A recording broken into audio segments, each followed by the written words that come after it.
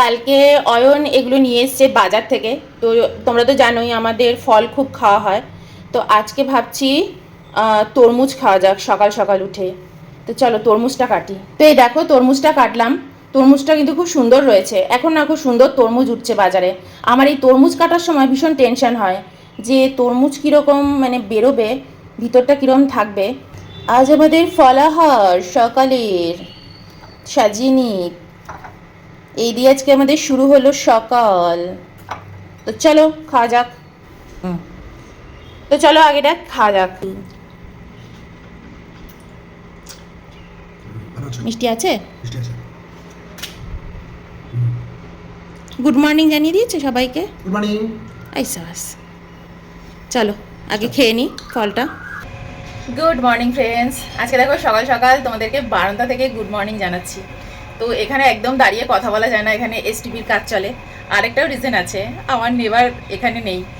ও চলে গেছে ওর দেশে। বাচ্চাদের মনে হয় গরমে ছুটি পড়ে গেছে না, তো ও চলে গেছে ওর নেটিভে। ওদের বাড়ি হচ্ছে বিজয়বাড়া। তো এই যে আমার তেলেগু নেবার নেই, তো এর জন্য না বারান্দা দাঁড়িয়ে কথা বলতে খুব ভালো লাগে। নইলে একটু হেজিটেশন হয়, অস্বস্তি হয়। ও দৌড়ে চলে আসে বলে এই মমি ক্যামেরায় কথা বলছে। তো যাই হোক, আর এসটিভির আওয়াজটা অল্প হচ্ছে, স্লো হচ্ছে। তো জন্য হলো যে বারান্দা থেকে তোমাদেরকে জানাই এই সুন্দর সুন্দর সবুজের মধ্যে তোমাদেরকে গুড মর্নিং জানাতে কত ভালো লাগে। এখন 10:30টার মতন বাজে, ব্রেকফাস্ট করবো। স্নান টান হয়ে গেছে, অয়ন পুজো দিচ্ছে। অয়ন পুজো দিই, ততক্ষণে চলো আমি ব্রেকফাস্টের প্রিপারেশন করি। তারপর আবার অয়ন কাজেও বসে যাবে। আমাদের এখানে কি হয় জানো তো, গরমকালটা না আমার ব্যালকনিটা একদম রোদ পড়ে না, আর শীতকালে একদম প্রচণ্ড রোদ মানে আমার ব্যালকনিতে থাকে। বিকজ এটা সাউথে না, সাউথের দিকটা এটা, তো এই কারণে। দক্ষিণ দিকটা ব্যালকনি, দক্ষিণ দিকে ব্যালকনি থাকলে শীতকালে তুমি খুব সুন্দর রোদ পাবে, গরমকালে খুব সুন্দর ঠান্ডা। তো এর জন্য গরমকালে আমাদের ব্যালকনিতে একদম রোদ আসে না। কিন্তু এখানে না খুব গরম পড়ে গেছে। কিন্তু কালকের থেকে এখানের ওয়েদারটা বেশ ভালো। আজকে কী বার বলো তো, আজকে হচ্ছে মঙ্গলবার। তো চলো স্নান টান করে ফেলেছি, এবার ব্রেকফাস্ট করবো। সব কাজ হয়ে গেছে সকালবেলা। এই কাজগুলো স্নান টান সারা হয়ে গেলে না মানে রিল্যাক্স। তো দেখো অয়ন পুজো করছে, তো ধ্যান করছে। ও রেগুলার এটাই করে, পুজো হয়ে গেলে পরে ও একদম মেডিটেশনে বসে যায়, একটুখানি ঠাকুরের সামনে বসে থাকে চুপ করে, একটু মেডিটেশন করে। তো এটাই হচ্ছে আমাদের কাছে পুজো, জানো তো। আমরা এরকম চুপ করেই বসে থাকি ঠাকুরের কাছে আর মেডিটেশন করি। তো ধুনো ঠুনো জ্বালিয়ে দিয়েছি সকালবেলা, ধুনোর গন্ধ না বেশ লাগে। তো চলো এবার রান্নায় ফেরা যাক। সকালবেলা স্নান করতে যাওয়ার আগেই দেখো সব সবজি কেটে কুটে গুছিয়ে রেখে দিয়ে গেছি, ধোয়া সবজি একদম। পোহাটাও দেখো একদম জল ঝরে গেছে। পোহা মানে আমাদের চিড়ে, আমরা বাঙালিরা বলি চিড়ে। তো চলো এবার তাড়াতাড়ি করে বানিয়ে ফেলি। এদিকে চাটাও বসিয়ে দিলাম গ্যাসে। আজকে পোহা তার সাথে চা। আমাদের কিন্তু চা পাতাটা না জাস্ট ফাটাফাটি। ট্রাই করে দেখো, আগেও আমি একদিন নাম বলে দিয়েছি, ট্রাই করে দেখো, দারুণ। গ্যাস অম্বল একদম হবে না। চাটার নাম হচ্ছে হলমারি গোল্ড, বলে দিলাম। পোহাটা বানাবো একদম ঘিতে, দেশি ঘি। ঘিতে বানিয়ে দেবো আজকে পোহা। ভর ভর के ঘি নেবু আর পোহা বানাবো। তো দেখো ঘিয়ের মধ্যে আমি শুকনো লঙ্কা, গোটা জিরে আর তেজপাতা ফোড়ন দিয়ে দিয়েছি। তো এটা একটু ভাজা ভাজা করে নিই। ঘরে নারকল আছে, তো ভাবছি একটুখানি নারকলও অ্যাড করে দিই, নারকল খেতে দারুণ লাগে। মানে নারকল দিয়ে পোহা খাবে, দারুণ লাগবে। সবজিগুলো একসাথে সব দিয়ে দেবো। দেখতে পাচ্ছ এখানে বিট আছে, আলু আছে, পেঁয়াজ আছে, বিনস আছে, সমস্ত সবজি দিয়ে দিয়েছি। বাদাম দিলেও ভালো লাগবে, কিন্তু আমি আজকে আর বাদাম অ্যাড করবো না, ইচ্ছা করছে না আর। দেখো একটু নারকল কেটে নিলাম, নারকলটাও অ্যাড করে দেবো।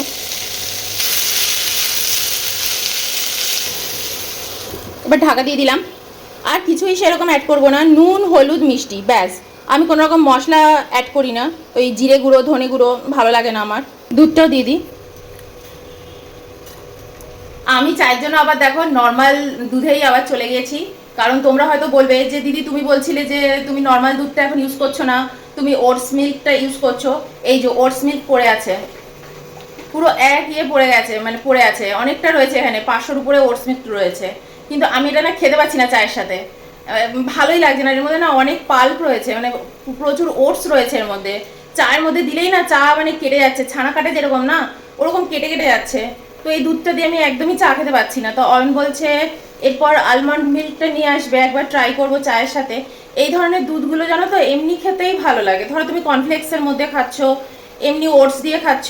কালকে সোমবার ছিল, কালকে তোমার একাদশী ছিল, তো কালকে সকালবেলা আমরা সাবু মাখা খেয়েছি। কালকে আর তো ব্লগ বানাইনি, মানে সকালবেলা জাস্ট তোমাদের সাথে গল্প করেছি, মামা দাদুর গল্প বলেছি।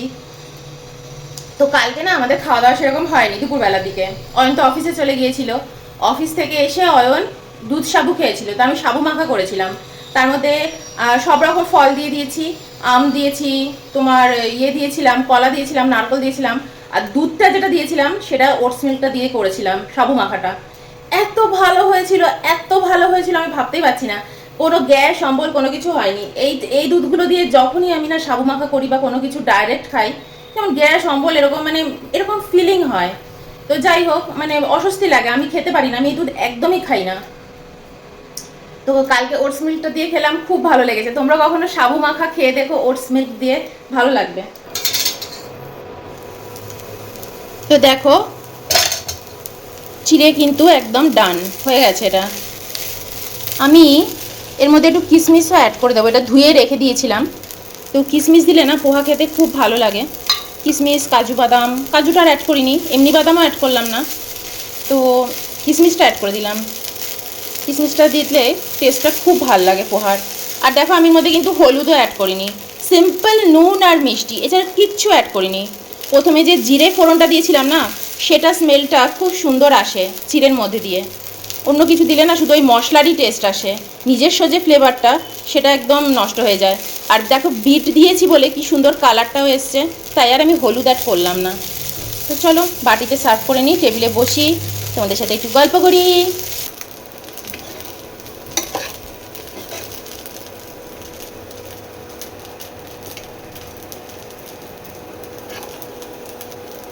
আমি নেব প্লেটটা। আজকে হচ্ছে চা, তার সাথে গরমা গরম পোহা। এই বাটিটা হচ্ছে অয়নের, প্লেটটা হচ্ছে আমার। অনেক দিন বাদে জানো তো, অনেক দিন বাদে এরম গরমা গরম চিড়ের পোলাও হলো। আমরা তো ওই পোহা মোহা ওসব বলি না, আমরা বলি চিড়ের পোলাও। তো চলো টেবিলে চলে যাই, নিয়ে নিয়েছি দুজনের মতো।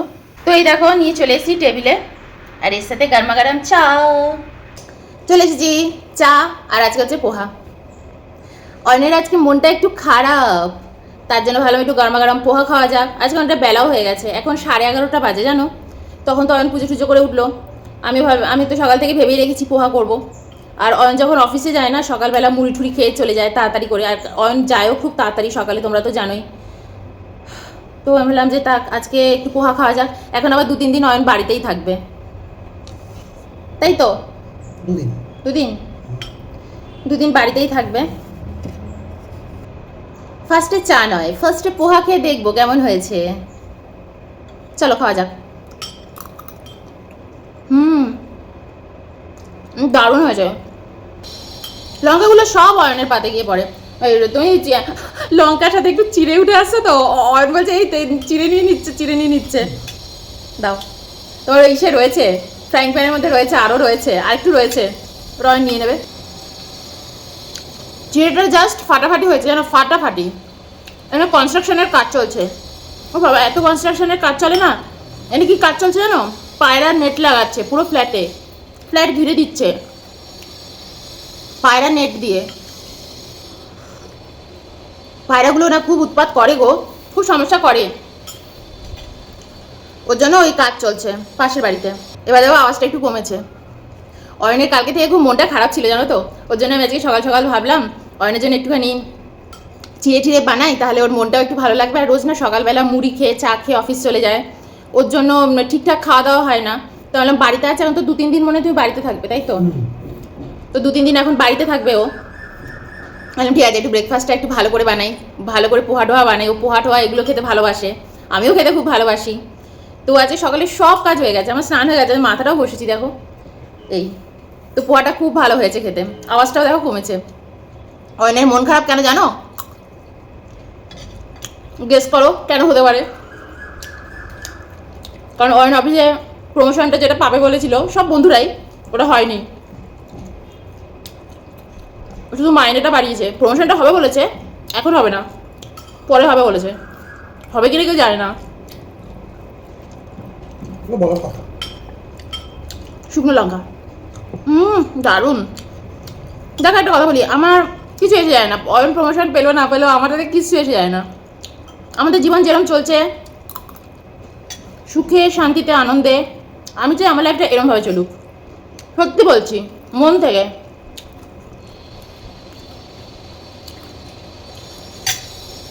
এর জন্য আমি সবসময় সবাইকে বলি, ছেলে মেয়েদের এমনভাবে তৈরি করো যেন চাকরি না করতে হয়, বড় হয়ে নিজেরা কিছু করে, নিজেরা একদম সেলফ ডিপেন্ডেন্ট হবে, এরভাবে তৈরি করো নেক্সট প্রজন্ম। কেমন একটা গন্ধ বেরোচ্ছে গো, ফুটছে না? গন্ধটা বেরিয়ে আসছে, ড্রিলিং করছে না, এরকম গন্ধ আসছে। তো এই আমাদের জীবন তো কেটেই গেল। একটা কথা কি জানো তো, আমি এটা সব সময় বলি, তোমাদেরকে বলি, পয়সা, হ্যাঁ অয়নের দুঃখ হয়েছে, অয়নের যেটা প্রাপ্য সেটা অয়ন পাচ্ছে না, দুঃখ তো অবশ্যই হয়, কিন্তু একটা কথা আমি সবসময় মনে করি, পয়সা তোমার জীবনে আনন্দ আনতে পারবে না, তাই না? এ দেখো আমি এটা মনে করি, যেসব বড় বড় কোম্পানি এমপ্লয়ীদের টাকা মারে, তাই না, তারা কি করবে এই টাকা নিয়ে? কিছুদিন বাদে শুনবে বা কয়েক বছর বাদে শুনবে এরম ধরনের মানুষেরাই, সে তো একটা মানুষ, সে যত বড় কোম্পানিরই যাই হোক সে তো একটা মানুষ, লাস্টে গিয়ে কিন্তু সে একটা মানুষ, দেবে মার্সিডিস নিয়ে ঝাঁপ মারছে কোনো সমুদ্রে কোনো নদীতে, ঝাঁপ মারছে 100 তলা বিল্ডিংয়ের উপর দিয়ে ঝাঁপ মারছে। অনেক সময় মনে হয় বাবা এত কোটি কোটি টাকা এত পয়সা, তাহলে ঝাঁপ মারলো কেন 100 তলা বিল্ডিংয়ের উপর দিয়ে, নিজেকে একদম ফিনিশ করে দিল কেন? কারণ সে হ্যাপি নয়, পয়সা তাকে কোনো সুখ আনন্দ দিতে পারছে না। মানুষ মানে খেয়ে খেয়ে খেয়ে খেয়ে, মানে কি বলবো, যে লিকুইড, সেটা আমি উচ্চারণ করতে পারছি না আমার চ্যানেলে, হ্যাঁ খেয়ে খেয়ে লিভার নষ্ট করে দিচ্ছে তাদের, পয়সার পর পয়সা তাদের ইনকাম হচ্ছে, লাস্টে গিয়ে কী করছে, কোনো রেস্টুরেন্টে বসে ঢুকঢুক গিলছে, ঢুকঢুক গিলে গিলে শরীর নষ্ট করে দিচ্ছে, ফ্যামিলির সাথে তারা খুশি নয়, তাই না? বাইরে বেরিয়ে তারা খুশি নয়, যাদের সাথে বসে তারা আড্ডা মারে তারাও জানে সব স্বার্থ, কেউ কারোর বন্ধু নয়, এখান থেকে উঠে চলে যাব, পিছনে আমার গসিপিং চলবে, তাই না? তোমাকে বাইরের জগৎ কিছু দিতে পারে না, তুমি যদি তোমার নিজের ফ্যামিলি নিয়ে খুশি থাকো না, তুমি অল্পতেই খুশি থাকবে। আর মনে রেখো, তোমার প্রাপ্য যে মারছে সেও ভালো থাকবে না, সেও একদিন গন হয়ে যাবে বিচ্ছিরিভাবে, ঠিক আছে? আমি অয়নকারে সবসময় বলি, যত কাজের চাপ বাড়ছে, যখন বিয়ে করেছিলাম, বিয়ে করার আগে না ভেবেছিলাম বিয়ে করবো, একসাথে থাকবো, কত মজায় থাকবো, কত সময় আমরা একসাথে দুজনের সাথে কাটাবো।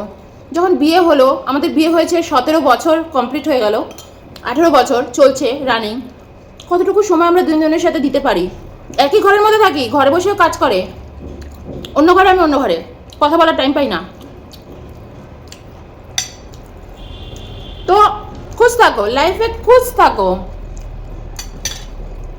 তুমি পয়সা দিয়ে খুশি আনন্দ কিনতে পারবে না, কিনতে পারবে না। 17 বছর আগে যখন আমি চাকরি ছেড়ে দিয়েছি, আমি কেন চাকরি ছেড়ে দিয়েছি, আমার বাড়ির লোক আমাকে বলেছে তুই চাকরি ছেড়ে দিচ্ছিস, তুমি যাও ফ্র্যাঙ্ক প্যানটা থেকে নিয়ে নাও, তুই চাকরি ছেড়ে দিলি, আমি কি আছে চাকরি ছেড়ে দিলাম, আমার পয়সা কমে যাবে, কিন্তু আমার ঘরে হেবি আনন্দ থাকবে, আমার ঘরে খুব আনন্দ থাকবে। যখন অফিস থেকে এসে আমার সাথে গল্প করবে, আমার তখন ফুল এনার্জি, আমি তখন অফিস থেকে এসে টায়ার্ড হয়ে বিছানায় পড়ে যাব না। এক সপ্তাহ বাদে বাইরে থেকে আমাকে আরবান ক্লাব এনে ঘর পরিষ্কার করতে হবে না, আমার ঘর নোংরা রোজ রোজ থাকবে না, আমি নিজে খুব খুশি এই লাইফটা লিড করে। প্রত্যেক দিন আমরা আনন্দে থাকবো, খুশি থাকবো, তাই না?